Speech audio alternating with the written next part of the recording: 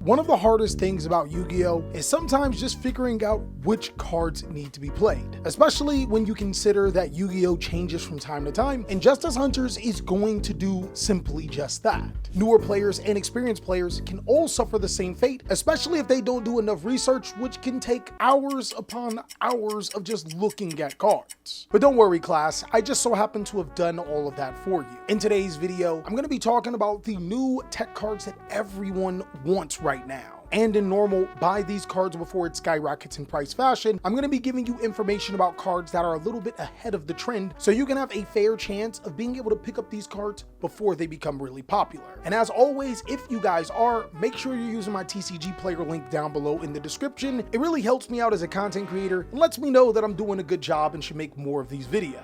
Let's go ahead and jump on in. What's going on with y'all big dogs? And it is an amazing day for Yu-Gi-Oh! I hope that your day phenomenal, but if it isn't, don't let what happened at the beginning of your day ruin the rest of your day. So the Justice Hunters format being confirmed to be at least a whole nother month. Justice Hunters has 3 new brand spanking new powerful decks, and K9 being an Exceed based Yu-Gi-Oh deck that punishes the opponent from activating monster effects in the hand and graveyard. Yummy, a Yu-Gi-Oh strategy that makes hand traps look really bad because there isn't really a nice choke point for them to fit. And then Dracotel, a strategy that just does not care. And Konami's been following a trend with that when it comes to hand traps. Even in the format before, both Yugioh and Malice were pretty immune to such cards. So much that in current Yu-Gi-Oh! Players have only been playing cards like Droll and Lockbird and the Charmies to be able to counter them. Now, I know it may seem like that I'm rambling here, and if you guys want to get straight to the cards, you can go ahead and check out the timestamps. But the main reason why I'm pointing this out is because Yu-Gi-Oh! Goes through several changes, and throughout these changes, new popular cards become important. I actually think that it's really important to say that hand traps are completely terrible right now for the most part.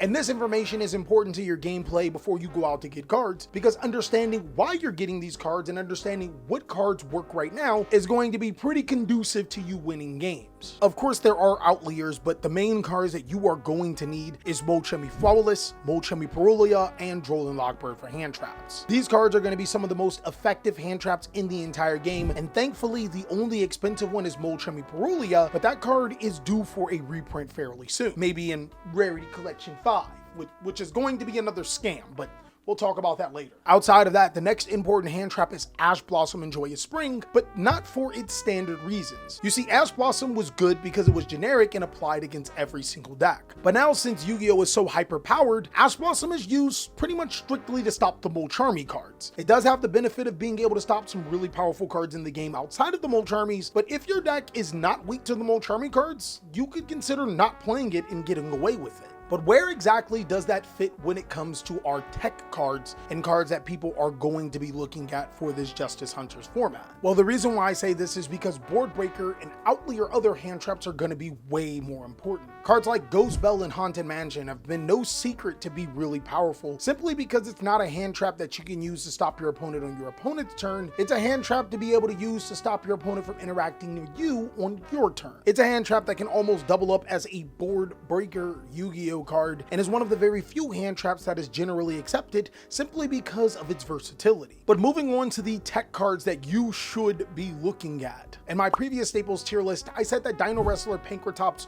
was a terrible Yu-Gi-Oh! Card, and for that format, it pretty much held true. But the big reason why this is changing is because hand traps are no longer a way to be able to beat your opponent, and Dino Wrestler Pankratops actually fits a very particular niche. It's a pretty strong monster that you can summon to your side of the field and threaten a player that is playing a deck like Yummy. It's really good at forcing your opponent to make a move to interact with you, only for you to use its effect to get it off the field and get rid of an opponent's monster. And it's also really important to note that Dino Wrestler Pankratops is an Earth monster. That can be pretty good for Vanquish Soul players if you're looking for another Earth attribute, but overall is a really good card because when you combine Dominus Impulse with Ash Blossom, that actually becomes a dangerous combination. You see, being able to stop one search from your opponent's deck to the hand normally isn't enough, but oftentimes when you can stop 2, you are cooking. And Pankratops allows you to be able to double back as a board-breaking Yu-Gi-Oh! Card to be able to deal with the opponent's half board that they're going to be making. In this upcoming format, summonable removing monsters are going to be pretty pretty important. When I say those category of cards, people think immediately kaijus,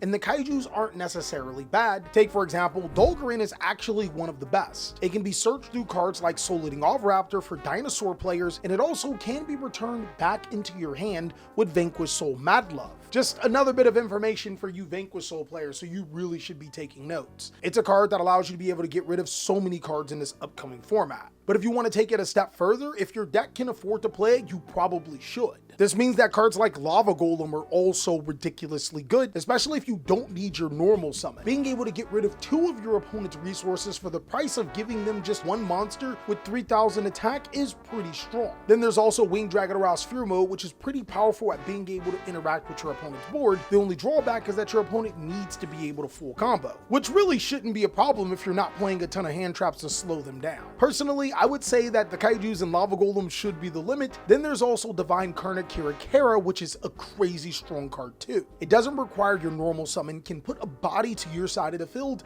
and you can summon multiple Divine Karna Kirakaras during your turn. The only drawback to this is that your opponent needs to be able to use monster effects on their field, which means that you need to be playing a Yu-Gi-Oh strategy that can almost bounce back from those type of effects and still keep playing as you summon Divine Karna. The cool thing about this is that Divine Karna Kirakara can outright be a game winner, and it is one of my favorite cards in Yu-Gi-Oh hands down. Now the crazy thing about tech cards in Yu-Gi-Oh is that you can always find out new cards. There's almost an endless possibilities of cards that players should be trying out, especially with 3 new decks on the way to completely change how we play Yu-Gi-Oh, which is why I'm going to need you guys' help to post down below in the comment section what are some other tech cards that you guys think are going to be really important. Of course, I still have a couple of other cards that I want to talk about up my sleeve, and speaking of sleeves, you already know what time it is. Yep, it's that time. The Raven Wing version 3s are on their last leg. Easily the #1 sleeve in the entire universe, and it just so happens to be the cheapest as well. You see, I always wanted to make a sleeve brand that represented you guys as the people. I'm not calling you cheap. A sleeve that is tough, resilient, and easily accessible. I could 1000% be making a killing by charging more, but I wanted to be the Arizona iced tea of card sleeves. Something cheap, reliable, and dependable. So go ahead and go to TheCaliEffect.com and pick up your Raven Wing version 3 sleeves before it is too late. We're running a special sale because version 4 is on its way. But moving back, one of the most popular cards that players have been picking up is Triple Tactics Thrust. In fact, I told you guys to buy that card before it skyrockets in price because it's going to be one of the most impactful cards in the game. While there won't be a ton of hand traps being used, there's actually quite a few strong Yu-Gi-Oh strategies that will be using monster effects on your turn. So using Triple Tactics Thrust to be able to get a card like Salesman, another card I said you guys should be picking up, is going to be useful. But there's actually some other really strong Triple Tactics Thrust targets that can ruin some of the top decks in the game. One of them is Ultimate Slayer, a spell card that can't be responded to and can get rid of a monster from the field by getting rid of a card from your extra deck. Now there's your normal Ultimate Slayer targets like Garua, Mirror Logic Aggregator, and of course Malong, but players as of recent have been using this to be able to send Tri-Brigade's Pacifist to be able to get rid of the SP Little Knight, and then using Pacifist's effect to be able to send Lunalight Perfume Dancer to the graveyard to be able to affect Lunalight Liger Dancer. That's a pretty smart one, seeing that the card's unaffected. Ultimate Slayer has been getting more applications over the last few months. It's one of those Triple Tactics Thrust targets that you should consider alongside of Gordian Slicer. Now, while Slicer doesn't have the ability to prevent your opponent from using card effects, it can't be negated. And if you don't need your extra deck or cards in your hand, it's an excellent way to be able to address your opponent's entire board. I also want to point out that Gordian Slicer is a secret rare, and a reprint doesn't seem to be in sight. It's definitely one of those cards that's been sneaking inside of top deck list over the course of the format and may be experimented with a little bit later. Raigeki is another crazy strong Yu-Gi-Oh card right now. In the TCG version of Yu-Gi-Oh, there isn't a lot of monsters that can negate spell card effects. Raigeki easily answers both the Vanquished Soul and the Yummy board. Those strategies actually set up Triple Tactics Thrust for you to be able to search it. And then there's a card that I've been having my finger on the button for a long time. Its name is Heavy Slump. Heavy Slump says if your opponent has 8 or more cards in their hand, they shuffle all cards into their deck to draw 2 cards. cards. Now, I will admit, it's a card that your opponent can use Ash Blossom or Dominance Purge on, but if your opponent is getting that many cards with the Molcharmies, odds are they're already using that card effect. Triple Tactics thrusting into a heavy slump and having it resolve pretty much means that you win the game for your opponent using a Molcharmy on you. Especially if the deck you're playing has a way to guarantee that heavy slump resolves, this card can be insane. It's a decently solid Yu-Gi-Oh card that you only need one copy of for your Triple Tactics thrust target. And speaking of Triple Tactics thrust targets, there are still 2 more cards that we have to talk about. They actually made their debut in around 2018-ish, 19 if I remember correctly, because Raigeki is a really good card right now. Evenly Matched is not that far behind. In fact, Evenly Matched is one of the most slept on tech Yu-Gi-Oh cards that you could be using to win right now. At the cost of skipping your battle phase, getting rid of all of the advantage that your opponent has could be a really good thing. And the best thing about Evenly Matched is just the threat of Evenly Matched can force your opponent to activate monster effects, which means it makes your Triple Tactics thrust live. It's a legit mind game with this card. Just the existence of the card is kind of crazy. Triple Tactics Thrust has turned itself into one of the most dangerous cards in the game, but only dangerous because of the Yu-Gi-Oh setup that we're put in. Now, there is one last Yu-Gi-Oh card that I think is crazy strong, but not a lot of Yu-Gi-Oh strategies can take advantage of. This card just so happens to be Songs of the Dominators, a card that players are really looking into for their yummy Yu-Gi-Oh strategy, seeing that it is a Yu-Gi-Oh strategy that doesn't activate monsters from the hand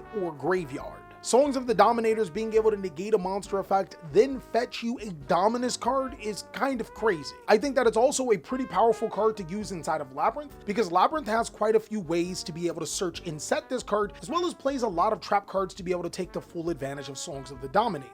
Well, that's all that I have for the tech cards, and I know it was a lot of cards. Oh yeah, there's Retaliating Sea. Don't forget about that card. It's pretty good against Dragon Tail. If you guys want to see more videos like this, well, I'm gonna leave it up to you guys. Go ahead and like this video up and share with as many friends as possible. And as this video does come back as a favorable Yu-Gi-Oh video, you can bet yourself that I'll be making more of these. As always, big dogs, I hope you guys are having an amazing day. Drink water, check out the Raven Wing sleeves on TheCaliEffect.com, and also check out these videos so I can catch you on the next one.